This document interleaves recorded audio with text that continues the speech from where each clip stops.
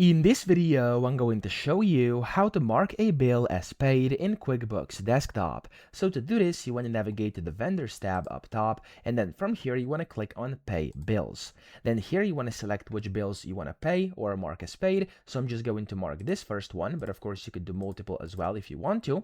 And then whenever you've done that, whenever you've check marked it, you want to go to the bottom over here where it says Payment Details. So of course, Payment, and then you can go ahead and select the date. So this is the date the payment was made. Here you have to select the method, so of course it could be like check, credit card, whatever.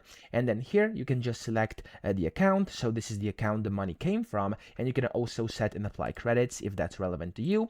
And whenever you're ready, you can just click on pay selected bills down here at the bottom right, and that's basically all you have to do. If you then go back, you'll see that you'll mark bills as paid. So that's it. I hope this video helped you out. If it did, please subscribe to the channel and help me out as well.